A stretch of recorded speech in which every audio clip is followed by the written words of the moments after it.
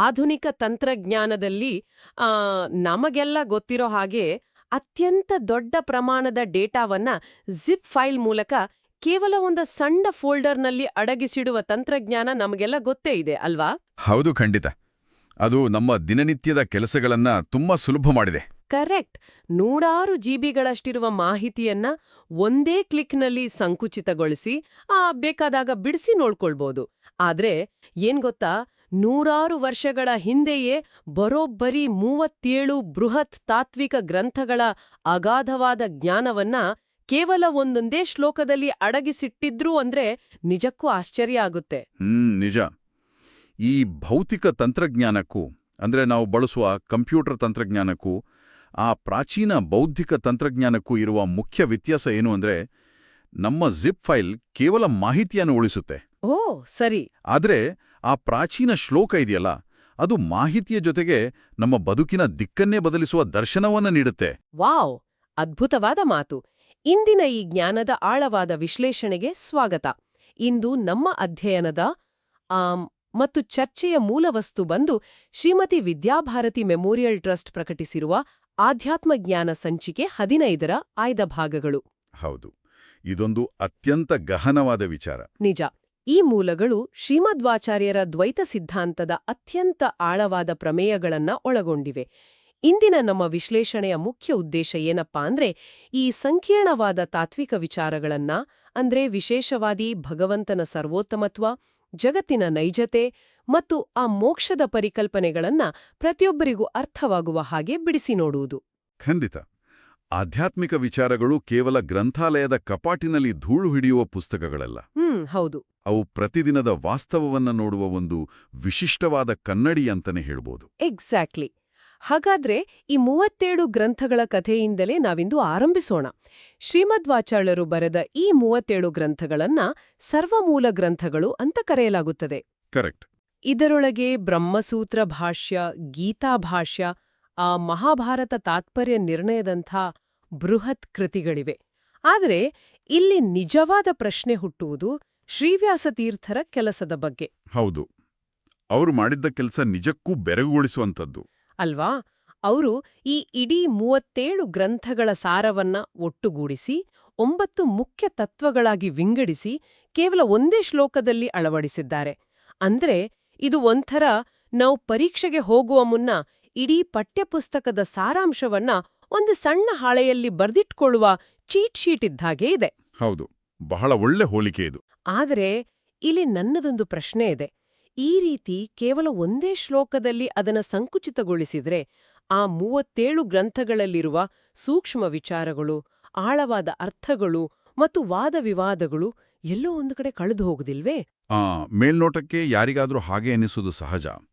ಆದರೆ ಇಲ್ಲಿ ನವಪ್ರಮೇಯ ರತ್ನಮಾಲಾ ಅಂತ ಕರೆಯಲ್ಪಡುವ ಈ ಶ್ಲೋಕ ಇದೆಯಲ್ಲ, ಇದು ಆ ಬೃಹತ್ ಗ್ರಂಥಗಳಿಗೆ ಬದಲಿಯಲ್ಲ. ಓ, ಬದಲಿಯಲ್ಲ. ಇಲ್ಲ, ಇದೊಂದು ಮಾರ್ಗಸೂಚಿ ಅಥವಾ ನಕ್ಷೆ ಇದ್ದ ಹಾಗೆ. ಅಂದ್ರೆ ಈಗ ನಾವೊಂದು ಬೃಹತ್ ಅರಣ್ಯವನ್ನ ಪ್ರವೇಶಿಸುವ ಮುನ್ನ ನಮ್ ಕೈಲೊಂದು ನಕ್ಷೆ ಇರುತ್ತಲ್ವಾ? ಹೌದು, ಮ್ಯಾಪ್ ಇರುತ್ತೆ. ಆ ಮ್ಯಾಪ್ ಅರಣ್ಯದ ಪ್ರತಿಯೊಂದು ಮರವೂ ನಮಗೆ ತೋರಿಸೋದಿಲ್ಲ. ಆದ್ರೆ ನಾವು ಕಳೆದು ಹೋಗದಂತೆ ನಮ್ಮ ಗುರಿ ತಲುಪಲು ದಾರಿ ತೋರಿಸುತ್ತೆ. ಕರೆಕ್ಟ್. ದಾರಿ ತಪ್ಪದ ಹಾಗೆ ನೋಡ್ಕೊಳ್ಳುತ್ತೆ. ನಿಖರವಾಗಿ ಮೂಲ ಗ್ರಂಥವೂ ಸ್ಪಷ್ಟವಾಗಿ ಹೇಳುವಂತೆ ಮನುಷ್ಯನ ಬದುಕು ಸದಾ ಸುಖವನ್ನ ಅರಸುತ್ತಿದೆ. ಈ ಸುಖವನ್ನ ಮೂಲದಲ್ಲಿ 2 ಭಾಗವಾಗಿ ವಿಂಗಡಿಸಲಾಗಿದೆ. ಓ, ಯಾವೆರಡು ಭಾಗಗಳು? ಒಂದು ಇಹಸುಖ, ಅಂದ್ರೆ ಈ ಜನ್ಮದಲ್ಲಿ ಸಿಗುವ ಭೌತಿಕ ತಾತ್ಕಾಲಿಕ ಸುಖ, ಮತ್ತು ಇನ್ನೊಂದು ಪರಸುಖ, ಅಂದ್ರೆ ಎಂದಿಗೂ ನಾಶವಾಗದ ಶಾಶ್ವತವಾದ ಆನಂದ. ಇಹಸುಖ ಮತ್ತು ಪರಸುಖ. ಹೌದು. ಈ ನವಪ್ರಮೇಯ ರತ್ನಮಾಲಾ ಇದೆಯಲ್ಲ, ಇದು ನಮ್ಮನ್ನ ಕೇವಲ ತಾತ್ಕಾಲಿಕ ಇಹಸುಖದಲ್ಲಿ ಬಂದಿಯಾಗದಂತೆ ಶಾಶ್ವತವಾದ ಆ ಪರಸುಖದ ಕಡೆಗೆ ಕೊಂಡೊಯ್ಯುವ ಸ್ಪಷ್ಟವಾದ ಹೆಜ್ಜೆ ಗುರುತುಗಳನ್ನು ಒದಗಿಸುತ್ತೆ. ಅಂದ್ರೆ ಇದು ವಿವರಗಳನ್ನ ಕಳೆದುಕೊಂಡಿಲ್ಲ, ಬದಲಾಗಿ ಅಂತಿಮ ಸತ್ಯವನ್ನ ಸ್ಫಟಿಕದಷ್ಟು ಸ್ಪಷ್ಟವಾಗಿಸಿದೆ ಅಂತ ಅರ್ಥ. ಖಂಡಿತವಾಗಿಯೂ ನೀವು ಹೇಳಿದ 100% ಸತ್ಯ. ಹಾಗಾದ್ರೆ ಆ ನಕ್ಷೆಯನ್ನ ನಾವು ಇವತ್ತು ತೆರೆದು ನೋಡೋಣ. ಮೊದಲನೆಯ ತತ್ವವೇ ಹರಿಹಿ ಪರತರಹ, ಅಂದ್ರೆ ಶ್ರೀಹರಿಯೇ ಸರ್ವೋತ್ತಮನು. ಹೌದು, ದ್ವೈತ ಸಿದ್ಧಾಂತದ ಅಡಿಪಾಯವೇ ಇದು.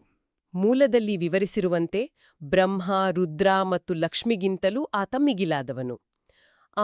ಹರಿ ಎಂಬ ಪದದ ಮೂಲವನ್ನ ಬಿಡಿಸಿದಾಗ ಪಾಪವನ್ನ ಅಪಹರಿಸುವವನು ಅದೇ ಹರತೀತಿ ಹರಿಹಿ ಎಂಬ ಅರ್ಥ ಬರುತ್ತದೆ. ಆದರೆ ಇಲ್ಲಿ ಒಂದು ದೈನಂದಿನ ಆಚರಣೆಯ ವಿಚಾರವನ್ನ ನಾವು ಗಮನಿಸಬೇಕು. ಯಾವ ವಿಚಾರ?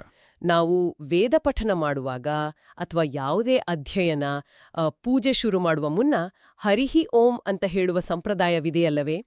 ಆ ಓಂಕಾರಕ್ಕೂ ಹರಿಗೂ ಇರುವ ತಾತ್ವಿಕ ಸಂಬಂಧವೇನು? ಮೂಲಗ್ರಂಥವು ಇದರ ಬಗ್ಗೆ ಬಹಳ ಆಳವಾದ ವಿವರಣೆಯನ್ನ ನೀಡಿದೆಯಲ್ಲವೇ? ಹೌದು, ಬಹಳ ಸೊಗಸಾದ ಪ್ರಶ್ನೆ ಇದು.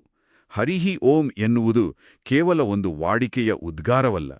ಮೂಲದ ಪ್ರಕಾರ ಹರಿಯು ಓಂಕಾರವಾಚ್ಯ. ಓಂಕಾರವಾಚ್ಯ ಅಂದರೆ ವೇದಗಳು, ಉಪನಿಷತ್ತುಗಳು ಬ್ರಹ್ಮ ಅಂತ ಯಾವ ಪರಮಸತ್ಯವನ್ನ, ಜಗತ್ತಿನ ಮೂಲ ಕಾರಣವನ್ನ ಕರೆಯುತ್ತವೆಯೋ ಆ ಬ್ರಹ್ಮನೇ ಈ ಹರಿ ಅಥವಾ ನಾರಾಯಣ. ಓಂಕಾರವು ಸಮಗ್ರ ವೈದಿಕ ವಾಂಗ್ಮಯದ ಅಂದ್ರೆ ಇಡೀ ವೇದ ಸಾಹಿತ್ಯದ ಸಂಪೂರ್ಣ ಸಾರ. ಓ, ಇಡೀ ವೇದಗಳ ಸಾರ ಓಂಕಾರ. ಹೌದು. ಮತ್ತು ಆ ಸಾರವು ನೇರವಾಗಿ ಹೇಳುವ ಒಂದೇ ಸತ್ಯ ಅಂದ್ರೆ ಹರಿಯ ಸರ್ವೋತ್ತಮತ್ವ. ಇಲ್ಲಿ ಇನ್ನೊಂದು ವಿಚಾರ. ಬ್ರಹ್ಮ ಎಂದರೆ ಕೇವಲ ಗುಣಗಳಿಲ್ಲದ, ಆಕಾರವಿಲ್ಲದ ಶೂನ್ಯವಲ್ಲ. ದ್ವೈತ ಸಿದ್ಧಾಂತದಲ್ಲಿ ಆ ರೀತಿ ಶೂನ್ಯ ಅಂತ ಒಪ್ಪುವುದಿಲ್ಲ ಅಲ್ವಾ? ಖಂಡಿತ ಇಲ್ಲ. ದ್ವೈತ ಸಿದ್ಧಾಂತವು ಭಗವಂತನನ್ನ ಗುಣಪರಿಪೂರ್ಣ ಅಂತ ಕರೆಯುತ್ತೆ. ಅಂದ್ರೆ ಜಗತ್ತಿನಲ್ಲಿರುವ ಎಲ್ಲಾ ಸಕಾರಾತ್ಮಕ ಗುಣಗಳು ಮತ್ತು ಜಗತ್ತಿನ ಆಚೆ ಇರುವ ಅಸಂಖ್ಯಾತ ಗುಣಗಳೆಲ್ಲವೂ ಅತ್ಯಂತ ಪೂರ್ಣ ಪ್ರಮಾಣದಲ್ಲಿ, ಯಾವುದೇ ಕೊರತೆ ಇಲ್ಲದೆ ಆ ಪರಮಾತ್ಮನಲ್ಲಿ ನೆಲೆಸಿವೆ. ಇಲ್ಲಿ ಒಂದು ತಾರ್ಕಿಕ ಗೊಂದಲ ಬರ್ತದೆ ನೋಡಿ. ಭಗವಂತನಿಗೆ ಅಸಂಖ್ಯಾತ ಅನಂತ ಗುಣಗಳಿವೆ ಎನ್ನುವುದಾದರೆ ಆತನನ್ನ ಒಂದೇ ಒಂದು ಶಕ್ತಿ ಅಥವಾ ಏಕೈಕ ಅಸ್ತಿತ್ವ ಅಂತ ಕರೆಯಲು ಹೇಗೆ ಸಾಧ್ಯ? ಅನಂತತೆ ಅಂದ್ರೆ ಅಲ್ಲಿ ಗೊಂದಲ ಇರುತ್ತೆ ಅಲ್ವಾ? ಮೇಲ್ನೋಟಕ್ಕೆ ಹಾಗೆ ಅನಿಸುತ್ತೆ. ಇದನ್ನೇ ಸಾಬೀತುಪಡಿಸಲು ಮೂಲ ಗ್ರಂಥವು 3 ಬಗೆಯ ಅನಂತತೆಯನ್ನ ಉಲ್ಲೇಖಿಸಿದೆ: ದೇಶಾನಂತ, ಕಾಲಾನಂತ ಮತ್ತು ಗುಣಾನಂತ. ಇದನ್ನ ಓದ್ತಿದ್ದಾಗ ನನ್ಗೆ ವಿಡಿಯೋ ಗೇಮ್ಗಳ ನೆನ್ಪಾಯ್ತು. Video games? ಅದು ಹೇಗೆ? ಅಂದ್ರೆ ನೋಡಿ, ಒಂದು ಗೇಮ್ನಲ್ಲಿ ಬೇರೆ ಬೇರೆ ಪಾತ್ರಗಳಿರ್ತವೆ. ಪ್ರತಿಯೊಂದು ಪಾತ್ರಕ್ಕೂ ಶಕ್ತಿ, ವೇಗ ಅಥವಾ ಆಯುಷ್ಯದ ಲಿಮಿಟ್ಸ್ ಇರುತ್ತೆ. ಆದ್ರೆ ಆ ಗೇಮ್ನಲ್ಲಿ ಒಂದು ಅಂತಿಮ ಪಾತ್ರ ಇರುತ್ತೆ. ಅದರ ಸ್ಟ್ಯಾಟ್ಸ್ ಅಥವಾ ಸಾಮರ್ಥ್ಯದ ಅಂಕಗಳು ಎಲ್ಲವೂ ಮ್ಯಾಕ್ಸ್ಡ್ ಔಟ್ ಆಗಿರ್ತವೆ. ಓ, ಅರ್ಥವಾಯ್ತು. ಅಂದ್ರೆ ಶಕ್ತಿ 100%, ಆಯುಷ್ಯ ಅನಂತ. ಆ ಗೇಮ್ನ ಯಾವುದೇ ನಿಯಮಗಳು ಆ ಪಾತ್ರವನ್ನ ಬಂಧಿಸಲಾರವು. ಈ 3 ಬಗೆಯ ಅನಂತತೆಯ ಪರಿಕಲ್ಪನೆಯು ಇದೇ ರೀತಿ ಭಾಸವಾಗುತ್ತದೆ. ಈ ಭಗವಂತನ ಶಕ್ತಿಯ ಅಂಕಗಳು ಎಲ್ಲೆಡೆ ಸಂಪೂರ್ಣವಾಗಿ ಮ್ಯಾಕ್ಸ್ಡ್ ಔಟ್ ಆಗಿವೆ ಅನಿಸುತ್ತೆ. ವಾವ್! ಆ ವಿಡಿಯೋ ಗೇಮ್ನ ಮ್ಯಾಕ್ಸ್ಡ್ ಔಟ್ ಸ್ಟ್ಯಾಟ್ಸ್ ಹೋಲಿಕೆ ಇದೆಯಲ್ಲ, ಅದು ಈ 3 ಅನಂತತೆಗಳನ್ನ ಅರ್ಥ ಮಾಡಿಕೊಳ್ಳಲು ಒಂದು ಅತ್ಯುತ್ತಮವಾದ ಸೇತುವೆ. ಹೌದಾ? ಥ್ಯಾಂಕ್ಸ್. ಮೂಲಗ್ರಂಥವು ಈ 3 ಬಹಳ ನಿಖರವಾಗಿ ವಿಭಜಿಸುತ್ತೆ. ಮೊದಲನೇದು ದೇಶಾನಂತ, ಅಂದ್ರೆ ಜಾಗದ ಮಿತಿ ಇಲ್ಲದೆ ಇರೋದು. ಆತ ಅಣುವಿನಿಂದ ಹಿಡಿದು ಬ್ರಹ್ಮಾಂಡದವರೆಗೆ ಎಲ್ಲಾ ಸ್ಥಳಗಳಲ್ಲೂ ಏಕಕಾಲದಲ್ಲಿ ವ್ಯಾಪಿಸಿರ್ತಾನೆ. ಓಕೆ, ಅದು ದೇಶಾನಂತ. ಹೌದು. ಎರಡನೇದು ಕಾಲಾನಂತ, ಅಂದ್ರೆ ಸಮಯದ ಮಿತಿ ಇಲ್ಲದೆ ಇರುವುದು. ಭೂತ, ಭವಿಷ್ಯ, ವರ್ತಮಾನಗಳ ಹಂಗಿಲ್ದೆ ಯಾವಾಗ್ಲೂ ಇರ್ತಾನೆ. ಟೈಮ್ ಲಿಮಿಟ್ ಇಲ್ಲ. ಕರೆಕ್ಟ್. ಮತ್ತು ಮೂರನೇದು ಗುಣಾನಂತ, ಅಂದ್ರೆ ಆತನ ಜ್ಞಾನ, ಆನಂದ, ಶಕ್ತಿ ಮುಂತಾದ ಗುಣಗಳಿಗೆ ಯಾವುದೇ ಎಲ್ಲೆಗಳಿಲ್ಲ. ಇಲ್ಲಿ ಗರುಡ ಪುರಾಣದ ಉಲ್ಲೇಖವನ್ನ ಮೂಲವು ಪ್ರಸ್ತಾಪಿಸುತ್ತೆ. ಈ 3 ರೀತಿಯ ಅನಂತತೆಗಳು ಕೇವಲ ವಾಸುದೇವನಿಗೆ, ಅಂದ್ರೆ ಹರಿಗೆ ಮಾತ್ರ ಅನ್ವಯಿಸುತ್ತೆ. ಹರಿಗೊಬ್ನಿಗೆ ಮಾತ್ರ? ಹಾಗಾದ್ರೆ ಬೇರೆ ಯಾರಿಗೂ ಈ 3 ಅನಂತತೆಗಳು ಒಟ್ಟಿಗೆ ಇಲ್ವೇ? ಉದಾಹರಣೆಗೆ ಈಗ ಲಕ್ಷ್ಮೀದೇವಿಯನ್ನ ತೆಗೆದುಕೊಂಡ್ರೆ ಆಕೆಯ ಸ್ಥಾನ ಭಗವಂತನಿಗೆ ಬಹಳ ಹತ್ತಿರವಾಗದ್ದಲ್ವಾ? ಆಕೆಗೆ ಈ ಸ್ಟ್ಯಾಟ್ಸ್ ಅನ್ವಯಿಸೋದಿಲ್ವೇ? ಮೂಲಗ್ರಂಥವು ಇಲ್ಲಿ ಬಹಳ ಸೂಕ್ಷ್ಮವಾದ ವ್ಯತ್ಯಾಸವನ್ನ ತೋರಿಸುತ್ತೆ. ಲಕ್ಷ್ಮೀದೇವಿಗೆ ದೇಶಾನಂತ ಮತ್ತು ಕಾಲಾನಂತ ಖಂಡಿತವಾಗಿಯೂ ಇದೆ. ಓ, ಎರಡೂ ಇದೆ. ಹೌದು. ಆಕೆಯು ಸರ್ವತ್ರ ವ್ಯಾಪಿಸಿದ್ದಾಳೆ ಮತ್ತು ಸಾರ್ವಕಾಲಿಕಳಾಗಿದ್ದಾಳೆ. ಆದ್ರೆ ಆಕೆಗೆ ಗುಣಾನಂತ ಇಲ್ಲ. ಅಂದ್ರೆ ಗುಣಗಳಲ್ಲಿ ಮಿತಿ ಇದೆ? ಹೌದು. ಆಕೆ ಗುಣಗಳು ಅಪಾರವಾಗಿದ್ರೂ ಅವು ಭಗವಂತನ ಗುಣಗಳಿಗೆ ಹೋಲಿಸಿದ್ರೆ ಮಿತಿಯನ್ನ ಹೊಂದಿವೆ. ಆ ಮ್ಯಾಕ್ಸ್ಡ್ ಗುಣ ಕೇವಲ ಭಗವಂತನಿಗೆ ಮಾತ್ರ ಮೀಸಲು. ಆ ಕಾರಣದಿಂದಲೇ ಆತ ಸರ್ವೋತ್ತಮ. ಇದು ಕೇವಲ ಭಕ್ತಿಯ ವಿಚಾರವಲ್ಲ, ಇದೊಂದು ಗಣಿತದ ಸಮೀಕರಣದಷ್ಟೇ ನಿಖರವಾದ ತರ್ಕ. ದ್ವೈತ ಸಿದ್ಧಾಂತದ ವಿಶೇಷತೆಯೇ ಅದು. ಆದರೆ ಈ ಹರಿಃಪರತರಹ ಎಂಬ ಒಂದೇ ತತ್ವದಲ್ಲಿ ಮೂಲಗ್ರಂಥವು ಮತ್ತೊಂದು ಆಶ್ಚರ್ಯಕರ ವಿಚಾರವನ್ನು ತೆರೆದಿಡುತ್ತೆ.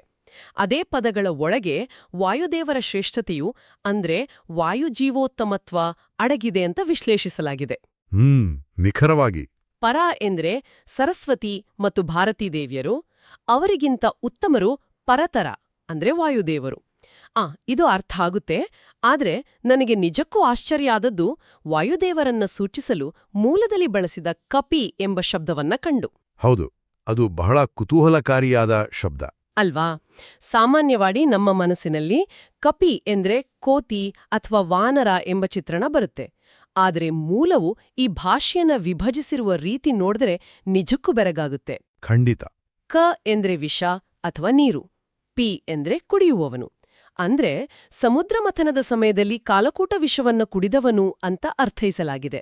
ಆದ್ರೆ ಕೇವಲ ವಿಷವನ್ನ ಕುಡಿದ ಮಾತ್ರಕ್ಕೆ ವಾಯುದೇವರು ಜೀವಿಗಳಲ್ಲಿಯೇ ಅತ್ಯಂತ ಶ್ರೇಷ್ಠರು ಅಥವಾ ಜೀವೋತ್ತಮರು ಅಂತ ಹೇಗೆ ನಿರ್ಧರಿಸಲು ಸಾಧ್ಯ? ಇದನ್ನು ಕೇವಲ ಪೌರಾಣಿಕ ಘಟನೆ ಅಲ್ವಾ? ಇದರ ಹಿಂದಿನ ಲಾಜಿಕ್ ಏನು? ನೋಡಿ, ಈ ಕಪಿಧ್ವಜ ಎನ್ನುವ ಪದದ ಹಿಂದಿರುವ ಘಟನೆ ಕೇವಲ ಒಂದು ಕಥೆಯಲ್ಲ, ಅದೊಂದು ಬೃಹತ್ ತಾತ್ವಿಕ ರೂಪಕ ಮತ್ತು ಸಾಮರ್ಥ್ಯದ ಅತಿ ದೊಡ್ಡ ಪರೀಕ್ಷೆ.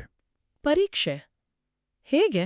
ಸಮುದ್ರ ಮಥನ ಎಂಬುದು ಇಡೀ ಬ್ರಹ್ಮಾಂಡದ ಶಕ್ತಿಗಳೆಲ್ಲ ಒಗ್ಗೂಡಿದ ಒಂದು ಪ್ರಕ್ರಿಯೆ. ಅಲ್ಲಿ ಉದ್ಭವಿಸಿದ ಕಾಲಕೂಟ ವಿಷ ಇದೆಯಲ್ಲ, ಅದು ಕೇವಲ ಭೌತಿಕ ವಿಷವಲ್ಲ. ಮತ್ತೇನು? ಅದು ಇಡೀ ಸೃಷ್ಟಿಯನ್ನೇ ಸುಟ್ಟು ಹಾಕಬಲ್ಲ, ಪ್ರತಿಯೊಂದು ಜೀವಿಯ ಅಸ್ತಿತ್ವವನ್ನೇ ನಾಶ ಮಾಡಬಲ್ಲ ಅಂತಿಮ ವಿನಾಶದ ಸಂಕೇತ.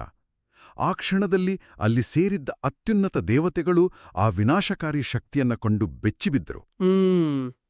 ಯಾರಿಗೂ ಅದನ್ನ ಎದುರಿಸುವ ಶಕ್ತಿ ಇರಲಿಲ್ಲ. ಹೌದು, ಯಾರಿಂದಲೂ ಆ ವಿಷವನ್ನ ನಿಯಂತ್ರಿಸಲು ಸಾಧ್ಯವಾಗಲಿಲ್ಲ.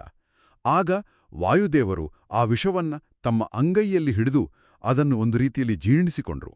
ಅಷ್ಟೇ ಅಲ್ಲ, ಆ ಮೂಲದ ವಿಶ್ಲೇಷಣೆಯ ಪ್ರಕಾರ ವಾಯುದೇವರು ಆ ವಿಷವನ್ನ ಮತಿಸಿ ಅದರ ತೀಕ್ಷ್ಣತೆಯನ್ನ ಕಳೆದು ಅದನ್ನ ರುದ್ರದೇವರಿಗೆ ನೀಡಿದರು. ವಾವ್! ಮತ್ತು ರುದ್ರದೇವರಿಗೆ ಆ ವಿಷವು ಅಮೃತದಂತಹ ಆನಂದವನ್ನ ನೀಡಿತು. ಅಂದ್ರೆ ಇಡೀ ಜಗತ್ತನ್ನ ನಾಶ ಮಾಡುವ ಶಕ್ತಿಯನ್ನ ತಡೆಕೊಂಡು ಅದನ್ನ ಮತ್ತೊಬ್ಬರಿಗೆ ಆನಂದದ ರೂಪದಲ್ಲಿ ನೀಡುವ ಆ ಅಗಾಧವಾದ ಸಾಮರ್ಥ್ಯ ಕೇವಲ ವಾಯುದೇವರಿಗೆ ಮಾತ್ರ ಇತ್ತು ಎನ್ನುವುದೇ ಇಲ್ಲಿನ ತಿರುಳು. ಹೌದು, ನಿಖರವಾಗಿ. ಈ ಘಟನೆ ವಾಯುದೇವರ ಆಂತರಿಕ ಸಾಮರ್ಥ್ಯವನ್ನ ಅಂದ್ರೆ ಸ್ವರೂಪ ಬಲವನ್ನ ಸ್ಪಷ್ಟವಾಗಿ ತೋರಿಸುತ್ತೆ. ಇತರ ಎಲ್ಲಾ ಜೀವಿಗಳು, ದೇವತೆಗಳು ಸೇರಿದಂತೆ ಪ್ರಕೃತಿಯ ವಿನಾಶಕಾರಿ ಶಕ್ತಿಗಳಿಗೆ ಯಾವುದೋ ಒಂದು ಹಂತದಲ್ಲಿ ಮಣಿಯುತ್ತಾರೆ. ಅವರಿಗೆ ಲಿಮಿಟ್ಸ್ ಇರುತ್ತೆ. ಆದರೆ ವಾಯುದೇವರು ಆ ವಿನಾಶವನ್ನೇ ಜೀರ್ಣಿಸಿಕೊಳ್ಳಬಲ್ಲರು. ಆ ಕಾರಣದಿಂದಲೇ ಆ ಜೀವಿಗಳ ಶ್ರೇಣಿಯಲ್ಲಿ ಭಗವಂತನ ನಂತರದ ಸ್ಥಾನದಲ್ಲಿ ವಾಯುದೇವರೇ ಸರ್ವೋತ್ತಮರು. ಇದನ್ನೇ ವೇದಗಳ ಶ್ರುತಿವಾಕ್ಯವು ಪವಮಾನಃ ಪ್ರಜಾಪತಿಃ ಅಂತ ದೃಢೀಕರಿಸುತ್ತೆ. ಭಾಷೆ ಮತ್ತು ತತ್ವಶಾಸ್ತ್ರ ಹೇಗೆ ಒಂದಕ್ಕೊಂದು ಬೆಸೆದುಕೊಂಡಿವೆ ಎಂಬುದಕ್ಕೆ ಕಪಿಶಬ್ದದ ಈ ಅರ್ಥೈಸುಂದಿಕೆ ಒಂದು ಅತ್ಯುತ್ತಮ ಉದಾಹರಣೆ. ನಿಜಕ್ಕೂ ಆ ಜಿಪ್ ಫೈಲ್ನ ಈ ಮೊದಲನೇ ತತ್ವವೇ ನಮ್ಮನ್ನ ಅಕ್ಷರಶಃ ಬೇರೊಂದು ಆಯಾಮಕ್ಕೆ ಕರೆದೊಯ್ಯಿತು. ಭಗವಂತನು ಎಲ್ಲಕ್ಕಿಂತ ಮಿಗಿಲಾದವನು, ಆತನ ಕೆಳಗೆ ವಾಯುದೇವರು ಜೀವೋತ್ತಮರು. ಆಕಾಶ, ಸಮಯ ಎಲ್ಲವನ್ನೂ ಮೀರಿದ ಶಕ್ತಿಗಳ ಬಗ್ಗೆ ನಾವು ಮಾತನಾಡಿದ್ದೇವೆ. ಹೌದು, ಇದೆಲ್ಲ ಬ್ರಹ್ಮಾಂಡದ ಹಂತದ ಚರ್ಚೆ. ಆದರೆ ಈ ಕಾಸ್ಮಿಕ್ ಅಥವಾ ಬ್ರಹ್ಮಾಂಡದ ಹಂತದಿಂದ ಸ್ವಲ್ಪ ಕೆಳಗೆ ಬರೋಣ. ನಾವು ವಾಸಿಸುತ್ತಿರುವ ಈ ಜಗತ್ತು, ನಾವು ಕೂರುವ ಕುರ್ಚಿ, ನಾವು ಪ್ರತಿದಿನ ಓಡಾಡುವ ರಸ್ತೆ, ನಮ್ಮ ಸುತ್ತಲಿನ ಜನರು, ಇವುಗಳ ಕಥೆಯೇನು? ಇಲ್ಲಿ ಎರಡನೇ ಪ್ರಮೇಯ ಸತ್ಯಂ ಜಗತ್ ಅಂದ್ರೆ ಜಗತ್ತು ಸತ್ಯವಾದದ್ದು ಮಿಥ್ಯೆ ಅಲ್ಲ ಎನ್ನುತ್ತದೆ. ಹೌದು. ಮತ್ತು ಮೂರನೇ ಪ್ರಮೇಯ ತತ್ವತೋ ಭೇದ. ಇಲ್ಲಿ 5 ಬಗೆಯ ಭೇದಗಳನ್ನ ಅಂದ್ರೆ ಪಂಚಭೇದಗಳನ್ನ ಪಟ್ಟಿ ಮಾಡಲಾಗಿದೆ. ಜೀವ ಈಶ್ವರ, ಜೀವ ಜೀವ, ಜಡ ಈಶ್ವರ, ಜಡ ಜಡ ಮತ್ತು ಜೀವ ಜಡ. ಕರೆಕ್ಟ್. ಇವೇ ಆ 5 ಭೇದಗಳು. ಇದನ್ನ ಓದಿದಾಗ ನನಗೆ ಪ್ರಸಿದ್ಧ ಹಾಲಿವುಡ್ ಸಿನಿಮಾ ಮ್ಯಾಟ್ರಿಕ್ಸ್ ನೆನಪಿಗೆ ಬಂತು. ಆ ಸಿನಿಮಾದಲ್ಲಿ ನಾವು ನೋಡ್ತಿರುವ ಜಗತ್ತೆಲ್ಲ ಕೇವಲ ಒಂದು ಕಂಪ್ಯೂಟರ್ ಪ್ರೋಗ್ರಾಂ, ಒಂದು ಭ್ರಮೆ, ನಾವೆಲ್ಲರೂ ಒಂದು ಕನಸಿನಲ್ಲಿ ಬದುಕುತ್ತಿದ್ದೇವೆ ಅಂತ ಹೇಳಲಾಗತ್ತೆಲ್ವಾ? ಹೌದು, ಅದು ಆ ಸಿನಿಮಾದ ಕೋರ್ ಕಾನ್ಸೆಪ್ಟ್. ಪ್ರಾಚೀನ ಭಾರತೀಯ ತತ್ವಶಾಸ್ತ್ರದ ಕೆಲವು ಶಾಖೆಗಳು ಇದೇ ರೀತಿ ಈ ಜಗತ್ತು ಕೇವಲ ಮಾಯೆ ಅಥವಾ ಭ್ರಮೆ ಅಂತ ಹೇಳುತ್ತವೆ ಅಲ್ವೇ? ಹಾಗಾದ್ರೆ ಮಧ್ವಾಚಾರ್ಯರು ಆ ಮ್ಯಾಟ್ರಿಕ್ಸ್ ಪರಿಕಲ್ಪನೆಯನ್ನ ಸಂಪೂರ್ಣವಾಗಿ ತಳ್ಳಿ ಹಾಕುತ್ತಿದ್ದಾರೆಯಾ? ಖಂಡಿತವಾಗಿಯೂ. ಆ ಮಾಯೆ ಅಥವಾ ಭ್ರಮೆಯ ಪರಿಕಲ್ಪನೆಯನ್ನ ದ್ವೈತ ಸಿದ್ಧಾಂತವು ಅತ್ಯಂತ ತಾರ್ಕಿಕವಾಗಿ ಮತ್ತು ಕಟ್ಟುನಿಟ್ಟಿನಾಗಿ ನಿರಾಕರಿಸುತ್ತೆ. ಓಹ್, ಸ್ಟ್ರಿಕ್ಟ್ ಆಗಿ ನಿರಾಕರಿಸುತ್ತಾ? ಹೌದು, ಮೂಲದ ವಾದದ ಹರಿವು ಬಹಳ ಸ್ಪಷ್ಟವಾಗಿದೆ ಇಲ್ಲಿ. ನೋಡಿ, ಭಗವಂತನು ಅನಂತನೂ, ಗುಣಪರಿಪೂರ್ಣನೂ ಮತ್ತು ಸಂಪೂರ್ಣ ಸತ್ಯನಾಗಿರುವಾಗ ಆತನಿಂದ ಸೃಷ್ಟಿಯಾದ ಜಗತ್ತು ಹೇಗೆ ಕೇವಲ ಒಂದು ಭ್ರಮೆಯಾಗಲು ಅಥವಾ ಕನಸಾಗಲು ಸಾಧ್ಯ? Logical point. ಸತ್ಯವಾದ ಮತ್ತು ಪರಿಪೂರ್ಣವಾದ ಕಾರಣದಿಂದ ಹುಟ್ಟಿದ ಕಾರ್ಯವೂ ಅಂದ್ರೆ ಸೃಷ್ಟಿಯು ಸತ್ಯವೇ ಆಗಿರಬೇಕು. ಕನಸು ಕಾಣುವವನಿಗೆ ಎಚ್ಚರವಾದ ತಕ್ಷಣ ಕನಸು ಸುಳ್ಳಾಗುತ್ತೆ. ಆದರೆ ಭಗವಂತನಿಗೆ ಆ ರೀತಿಯ ಅಜ್ಞಾನದ ನಿದ್ರೆ ಇಲ್ಲ. ಆತ ಪ್ರಜ್ಞಾಪೂರ್ವಕವಾಗಿ ಸೃಷ್ಟಿಸಿದ ಈ ಜಗತ್ತು ಎಂದಿಗೂ ಕೇವಲ ಒಂದು ಮ್ಯಾಟ್ರಿಕ್ಸ್ ಕೋಡ್ ಆಗಲು ಸಾಧ್ಯವಿಲ್ಲ. ಓಕೆ, ಜಗತ್ತು ಸತ್ಯ ಎಂಬುದು ಸ್ಪಷ್ಟವಾಗಿ ಅರ್ಥವಾಯಿತು. ಆದರೆ ಆ ಮೂರನೇ ಪ್ರಮೇಯದಲ್ಲಿರುವ ಪಂಚಭೇದಗಳ ಬಗ್ಗೆ ನನಗಿನ್ನೂ ಸ್ವಲ್ಪ ಗೊಂದಲವಿದೆ. ಭಗವಂತನಿಗೂ ಮತ್ತು ನಮ್ಮಂತಹ ಜೀವಿಗಳಿಗೂ ವ್ಯತ್ಯಾಸವಿದೆ, ಮತ್ತು ಒಬ್ಬ ಮನುಷ್ಯನಿಗೂ ಮತ್ತೊಬ್ಬನಿಗೂ ವ್ಯತ್ಯಾಸವಿದೆ. ಇದು ನಮ್ಮ ಸಾಮಾನ್ಯ ಕಣ್ಣಿಗೂ ಕಾಣುತ್ತೆ. ಹೌದು, ಅದು ಅನುಭವಕ್ಕೆ ಬರುತ್ತೆ. ಆದ್ರೆ ಅಲ್ಲಿ ಜಡ ಭೇದ ಅಂತ ಹೇಳಲಾಗಿದೆ. ಜಡ ಎಂದರೆ ಪ್ರಜ್ಞೆಯಿಲ್ಲದ ವಸ್ತು. ಅಂದ್ರೆ ಈಗ ನನ್ನ ಮುಂದಿರುವ ಈ ಕಾಫಿ ಕಪ್ಗೂ ಅದು ಕೂತಿರುವ ಮರದ ಮೇಜಿಗೂ ಇರುವ ವ್ಯತ್ಯಾಸವೂ ಆಧ್ಯಾತ್ಮಿಕವಾಗಿ ಅಷ್ಟು ಮುಖ್ಯವೇ? ಎರಡು ಕಲ್ಲುಗಳ ನಡುವಿನ ವ್ಯತ್ಯಾಸವನ್ನು ನಾವು ತಾತ್ವಿಕವಾಗಿ ಏಕೆ ಚರ್ಚಿಸಬೇಕು? ಇದು ಸ್ವಲ್ಪ ವಿಪರೀತ ಎನಿಸುವುದಿಲ್ವೇ? ಇದು ಮೇಲ್ನೋಟಕ್ಕೆ ನಿಮಗೆ ವಿಪರೀತ ಎನಿಸಿದರೂ ಇದರ ಹಿಂದಿರುವ ತರ್ಕವನ್ನ ಬಿಡಿಸಿ ನೋಡಿದ್ರೆ ಇದು ಬದುಕಿನ ಅತ್ಯಂತ ಮೂಲಭೂತ ಅವಶ್ಯಕತೆ ಎಂಬುದು ತಿಳಿಯುತ್ತೆ. ಅವಶ್ಯಕತೆ ಹೇಗೆ? ಜಡ ಭೇದ ಎಂದರೆ ಭೌತಿಕ ಪ್ರಪಂಚದ ಪ್ರತಿಯೊಂದು ಕಣವೂ ತನ್ನದೇ ಆದ ವಿಶಿಷ್ಟ ಅಸ್ತಿತ್ವವನ್ನು ಹೊಂದಿದೆ ಎಂದರ್ಥ. ಈ ಪಂಚಭೇದಗಳು ಕೇವಲ ವಸ್ತುಗಳನ್ನ ಪಟ್ಟಿ ಮಾಡುವ ಕೆಲಸವಲ್ಲ. ಇದು ವಾಸ್ತವಿಕತೆಯನ್ನ ಮತ್ತು ನೈತಿಕತೆಯನ್ನ ಎತ್ತಿ ಹಿಡಿಯುವ ತಳಹದಿ. ನೈತಿಕತೆಗೂ ಇದಕ್ಕೂ ಏನು ಸಂಬಂಧ? ಒಂದು ವೇಳೆ ಜಗತ್ತಿನಲ್ಲಿರುವ ಎಲ್ಲವೂ ಒಂದೇ, ಎಲ್ಲವೂ ಭ್ರಮೆ ಎಂದಾದರೆ ಏನಾಗುತ್ತೆ? ನಾವು ಮಾಡುವ ಕರ್ಮಗಳಿಗೆ, ಒಳ್ಳೆಯ ಅಥವಾ ಕೆಟ್ಟ ಕೆಲಸಗಳಿಗೆ ಯಾವುದೇ ಅರ್ಥವಿರುವುದಿಲ್ಲ. ಭ್ರಮೆಯ ಜಗತ್ತಿನಲ್ಲಿ ಪಾಪವೂ ಇಲ್ಲ, ಪುಣ್ಯವೂ ಇಲ್ಲ. ಆದರೆ ಮಧ್ವಾಚಾರ್ಯರು ಹೇಳುವ ಈ 5 ಭೇದಗಳು ಸೃಷ್ಟಿಯ ಮೂಲಭೂತ ನಿಯಮಗಳು. ಜಗತ್ತಿನ ವೈವಿಧ್ಯತೆ ನೈಜವಾದದ್ದು. ನೀವು ಹೇಳಿದ ಆ ಕಾಫಿ ಕಪ್ ಮತ್ತು ಮೇಜು ಎರಡೂ ಬೇರೆ ಬೇರೆ ಎನ್ನುವುದು ಕೇವಲ ನಮ್ಮ ಕಣ್ಣಿನ ದೃಷ್ಟಿ ದೋಷವಲ್ಲ. ಅದು ಪರಮಾತ್ಮನು ಸೃಷ್ಟಿಸಿರುವ ನಿಖರವಾದ ವಿನ್ಯಾಸ. ಪರಮಾತ್ಮನ ವಿನ್ಯಾಸ. ಹೌದು. ಹೀಗಾಗಿ ನಾವು ಈ ಜಗತ್ತಿನಲ್ಲಿ ಮಾಡುವ ಪ್ರತಿಯೊಂದು ಕ್ರಿಯೆಯೂ ನಿಜ, ಅದರ ಪರಿಣಾಮವೂ ನಿಜ, ಮತ್ತು ಆ ಕ್ರಿಯೆಗಳ ಮೂಲಕ ನಾವು ಭಗವಂತನನ್ನ ತಲುಪುವ ಹಾದಿಯೂ ಕೂಡ ನಿಜ. ಈಗ ಇದರ ಆಳ ಸಂಪೂರ್ಣವಾಗಿ ಅರ್ಥವಾಗುತ್ತಿದೆ. ಜಗತ್ತು ಭ್ರಮೆಯಾದರೆ ನಮ್ಮ ನೈತಿಕ ಜವಾಬ್ದಾರಿಯೇ ಕಳಚಿಬೀಳುತ್ತೆ. ಜಗತ್ತು ಸತ್ಯ ಮತ್ತು ಭೇದಗಳು ಸತ್ಯ ಎನ್ನುವುದರಿಂದ ನಮ್ಮ ಬದುಕಿಗೆ, ನಮ್ಮ ಕರ್ಮಗಳಿಗೆ ಒಂದು ತೂಕ ಬರುತ್ತೆ. ಖಂಡಿತ, ಅದೇ ಇದರ ತಿರುಳು. ಸರಿ, ಇಲ್ಲಿಯವರೆಗೆ ಭಗವಂತನ ಸರ್ವೋತ್ತಮತ್ವ ನೋಡಿದೆವು, ಜಗತ್ತಿನ ನೈಜತೆಯ ನಿಯಮಗಳನ್ನ ಅರಿತೆವು. ಈ ಎಲ್ಲಾ ಪ್ರಮೇಯಗಳನ್ನ ಅರ್ಥ ಮಾಡಿಕೊಳ್ಳುವುದೇ ಜ್ಞಾನ. ಆದ್ರೆ ಮೂಲ ಗ್ರಂಥದಲ್ಲಿ ಮತ್ತೊಂದು ಕುತೂಹಲಕಾರಿ ಮತ್ತು ಕೊಂಚ ದಿಗ್ಭ್ರಮೆ ಮೂಡಿಸುವ ವಿಚಾರವಿದೆ. ಅದು ಯಾವುದು? ಯಾರಾದ್ರೂ ಈ 37 ಸರ್ವಮೂಲ ಗ್ರಂಥಗಳನ್ನ ಓದಿ ಈ ಪಂಚಭೇದಗಳನ್ನ ಅರ್ಥ ಮಾಡ್ಕೊಂಡು ಸಂಪೂರ್ಣ ಜ್ಞಾನವನ್ನ ತಮ್ಮ ತಲೆಯಲ್ಲಿ ತುಂಬಿಕೊಂಡ್ರೂ ಅವರಿಗೆ ಮೋಕ್ಷ ಸಿಗೋದಿಲ್ಲ ಅಂತ ಹೇಳಲಾಗಿದೆ. ಹೌದು, ಅದು ನಿಜ. ಮೋಕ್ಷಕ್ಕೆ ಕೇವಲ ಜ್ಞಾನವೊಂದೇ ಸಾಲದು, ಭಗವಂತನ ಅನುಗ್ರಹ ಅತ್ಯಗತ್ಯ. ಹಾಗಾದರೆ ಈ ಜ್ಞಾನ ಸಂಪಾದನೆಯೆಲ್ಲ ವ್ಯರ್ಥವೇ? ಜ್ಞಾನವಿದ್ರೂ ಅನುಗ್ರಹವೇಕೆ ಬೇಕು? ಈ ಲಾಜಿಕನ್ನ ಸ್ವಲ್ಪ ಬಿಡಿಸಿ ಹೇಳಬಹುದೇ? ಖಂಡಿತ. ಇದೇ ದ್ವೈತ ಸಿದ್ಧಾಂತದ ಅತ್ಯಂತ ಸೂಕ್ಷ್ಮವಾದ ಮತ್ತು ಆಳವಾದ ವಿಚಾರ. ಕೇವಲ ಪುಸ್ತಕದ ಜ್ಞಾನ ಅಥವಾ ಬೌದ್ಧಿಕ ತಿಳುವಳಿಕೆ ಅಂತಿಮ ಗುರಿಯಲ್ಲ ಎಂಬುದನ್ನ ವಿವರಿಸಲು ಮೂಲದಲ್ಲಿ ಅತ್ಯದ್ಭುತವಾದ ಒಂದು ಉದಾಹರಣೆಯನ್ನು ನೀಡಲಾಗಿದೆ. ಅದೇ ದೀಪ ಮತ್ತು ಮುಚ್ಚಳದ ಉದಾಹರಣೆ. ದೀಪ ಮತ್ತು ಮುಚ್ಚಳ? ಹೌದು. ಪ್ರತಿಯೊಬ್ಬ ಜೀವಾತ್ಮನ ಒಳಗೂ, ಅಂದ್ರೆ ನಮ್ಮೆಲ್ಲರ ಒಳಗೂ ಜ್ಞಾನವೆಂಬ ಬೆಳಗುವ ದೀಪವಿದೆ. ಆ ಜ್ಞಾನವೇ ಜೀವಾತ್ಮನ ನೈಜ ಸ್ವರೂಪ. ಓಕೆ, ಒಳಗಡೆ ದೀಪ ಇದೆ. ಆದ್ರೆ ಆ ದೀಪದ ಮೇಲೆ ಪ್ರಕೃತಿಯ ಗುಣಗಳೆಂಬ ಅತ್ಯಂತ ದಪ್ಪವಾದ ಮತ್ತು ಭದ್ರವಾದ ಒಂದು ಮುಚ್ಚಳವಿದೆ. ಆ ಮುಚ್ಚಳದ ಕಾರಣದಿಂದ ಒಳಗಿನ ಬೆಳಕು ಹೊರಗೆ ಬರಲು, ಅಂದ್ರೆ ಆ ಜೀವಾತ್ಮನಿಗೆ ತನ್ನ ನೈಜ ಆನಂದವನ್ನ ಅನುಭವಿಸಲು ಸಾಧ್ಯವಾಗುತ್ತಿಲ್ಲ. ಅಂದ್ರೆ ಜ್ಞಾನದ ದೀಪ ಒಳಗಡೆ ಉರಿಯುತ್ತಲೇ ಇದೆ, ಆದ್ರೆ ನಾವು ನಮ್ಮದೇ ಅಜ್ಞಾನದ ಅಥವಾ ಪ್ರಕೃತಿಯ ಮುಚ್ಚಳವನ್ನ ಹಾಕ್ಕೊಂಡು ಕತ್ತಲೆಯಲ್ಲಿ ಕುಳಿತಿದ್ದೇವೆ ಅಂತಾಯಿತು. ನಿಖರವಾಗಿ. ಈಗ ನಾವು ಗ್ರಂಥಗಳನ್ನ ಓದುವುದರಿಂದ, ತತ್ವಜ್ಞಾನವನ್ನ ಪಡೆಯೋದರಿಂದ ಏನಾಗತ್ತೆ ಅಂದ್ರೆ ನಮ್ಮೊಳಗಿನ ದೀಪ ಇನ್ನೂ ಪ್ರಕಾಶಮಾನವಾಗಿ ಉರಿಯಲು ಬೇಕಾದ ಇಂಧನವನ್ನ ನಾವು ಒದಗಿಸಿದಂತೆ ಆಗತ್ತೆ. ಅಂದ್ರೆ ಎಣ್ಣೆ ಹಾಕಿದ ಹಾಗೆ. ಹೌದು. ಜ್ಞಾನ, ಭಕ್ತಿ ಮತ್ತು ವೈರಾಗ್ಯಗಳು ಆ ದೀಪದ ತೀಕ್ಷ್ಣತೆಯನ್ನ ಹೆಚ್ಚಿಸ್ತವೆ. ಇದು ಖಂಡಿತವಾಗಿಯೂ ಬೇಕಾದ ಪೂರ್ವಸಿದ್ಧತೆ. ಆದರೆ ಇಲ್ಲಿರುವ ಕಠೋರ ವಾಸ್ತವ ಅಂದ್ರೆ ಆ ದಪ್ಪವಾದ ಮುಚ್ಚಳವನ್ನ ತೆಗೆಯುವ ತಾಕತ್ತು ಕೇವಲ ಆ ಜೀವಿಗೆ ಇಲ್ಲ. ಎಷ್ಟೇ ಜ್ಞಾನ ಇದ್ರೂ ನಾವೇ ಆ ಮುಚ್ಚಳ ತೆಗೆಯೋಕ್ಕಾಗಲ್ಲ. ಇಲ್ಲ, ಸಾಧ್ಯವಿಲ್ಲ. ಎಷ್ಟೇ ಪ್ರಖರವಾದ ಬುದ್ಧಿಮತ್ತೆ ಇದ್ರೂ ಆ ಪ್ರಕೃತಿಯ ಮುಚ್ಚಳವನ್ನ ತೆಗೆದುಹಾಕಲು ಆ ಭಗವಂತನ, ಆ ಮಹಾಚೈತನ್ಯದ ಶಕ್ತಿ ಬೇಕೇ ಬೇಕು. ಭಗವಂತನು ತನ್ನ ಇಚ್ಛೆಯಿಂದ ಆ ಮುಚ್ಚಳವನ್ನ ತೆಗೆಯುವ ಆ ಕ್ರಿಯೆ ಇದೆಯಲ್ಲ, ಅದನ್ನೇ ಅನುಗ್ರಹ ಅಥವಾ ಕೃಪೆ ಅಂತ ಕರೆಯಲಾಗುತ್ತೆ. ವಾವ್! ಇದು ಅಹಂಕಾರವನ್ನ ಅಳಿಸುವ ಅತ್ಯಂತ ಸುಂದರವಾದ ಪರಿಕಲ್ಪನೆ. ನನಗೆಲ್ಲವೂ ತಿಳಿದಿದೆ ಎನ್ನುವ ಬೌದ್ಧಿಕ ಅಹಂಕಾರಕ್ಕೆ ಇಲ್ಲಿ ಜಾಗವೇ ಇಲ್ಲ. ಖಂಡಿತ ಇಲ್ಲ. ಜ್ಞಾನವು ಕೇವಲ ಭಗವಂತನಿಗೆ ನಾವು ಮಾಡುವ ಮನವಿ ಇದ್ದಂತೆ. ಆ ಮುಚ್ಚಳವನ್ನ ತೆಗೆಯುವ ಅಂತಿಮ ಬೀಗದ ಕೈ ಇರುವುದು ಆತನ ಬಳಿಯೇ. ಅಂದ್ರೆ ಜ್ಞಾನವು ಸಾಧನೆಯ ಹಾದಿಯಾದರೆ ಅನುಗ್ರಹವೇ ಅದರ ಅಂತಿಮ ಫಲ. ಹೌದು, ಇವೆಲ್ಲವೂ ಕೇವಲ ತಾತ್ವಿಕ ಸಿದ್ಧಾಂತಗಳಾಗೇ ಉಳಿಯೋದಿಲ್ಲ ನೋಡಿ. ಜಗತ್ತು ಸತ್ಯ, ಭಗವಂತ ಸರ್ವೋತ್ತಮ, ವಾಯುದೇವರಂತಹ ಶ್ರೇಷ್ಠ ಜೀವಿಗಳ ಮಾರ್ಗದರ್ಶನ ಮತ್ತು ಅಂತಿಮವಾಗಿ ಶರಣಾಗತಿಯಿಂದ ಸಿಗುವ ಅನುಗ್ರಹ ಇವೆಲ್ಲವನ್ನೂ ಒಟ್ಟಾಗಿ ಗ್ರಹಿಸಿದಾಗ ನಮ್ಮ ದೈನಂದಿನ ಜೀವನವನ್ನ, ನಮ್ಮ ಕಷ್ಟ ಸುಖಗಳನ್ನ ನಾವು ಎದುರಿಸುವ ರೀತಿಯೇ ಬದಲಾಗಿಬಿಡುತ್ತೆ. ಜೀವನದ ದೃಷ್ಟಿಕೋನವೇ ಬದಲಾಗುತ್ತೆ. ಹೌದು, ಇಡೀ ಬ್ರಹ್ಮಾಂಡದ ವ್ಯವಸ್ಥೆಯಲ್ಲಿ ನಮ್ಮ ಸ್ಥಾನವೇನು ಎಂಬ ವಿನಯಶೀಲತೆ ನಮ್ಮಲ್ಲಿ ಮೂಡುತ್ತೆ. ಖಂಡಿತ. ಇಂದಿನ ಈ ಚರ್ಚೆಯನ್ನ ಒಮ್ಮೆ ಹಿಂತಿರುಗಿ ನೋಡಿದ್ರೆ ನಾವು ಬಹಳ ದೂರ ಕ್ರಮಿಸಿದ್ದೇವೆ ಅಂತ ಅನ್ಸ್ತಿದೆ. ಬೃಹದ್ ಗ್ರಂಥಗಳ ಸಾರವನ್ನ ಒಂದು ಶ್ಲೋಕದಲ್ಲಿ ಅಡಗಿಸಿದ ಆ ಜಿಪ್ ಫೈಲ್ನಿಂದ ನಮ್ಮ ಪಯಣ ಶುರುವಾಯಿತು. ಹೌದು, ಅದೊಂದು ಸುಂದರ ಪಯಣ. ಹರಿಯ, ದೇಶ, ಕಾಲ ಮತ್ತು ಗುಣಗಳೆಂಬ 3 ಬಗೆಯ ಮ್ಯಾಕ್ಸ್ಡೌಟ್ ಅನಂತತೆಯನ್ನ ಅರ್ಥ ಮಾಡಿಕೊಂಡೆವು. ವಾಯುದೇವರ ಕಪಿಶಬ್ದದ ಹಿಂದಿರುವ ಬ್ರಹ್ಮಾಂಡದ ವಿನಾಶಕಾರಿ ಕಾಲಕೂಟ ವಿಷವನ್ನೇ ಆನಂದವಾಗಿ ಪರಿವರ್ತಿಸಿದ ಅಚ್ಚರಿಯ ರಹಸ್ಯವನ್ನ ಬಿಡಿಸಿದವು.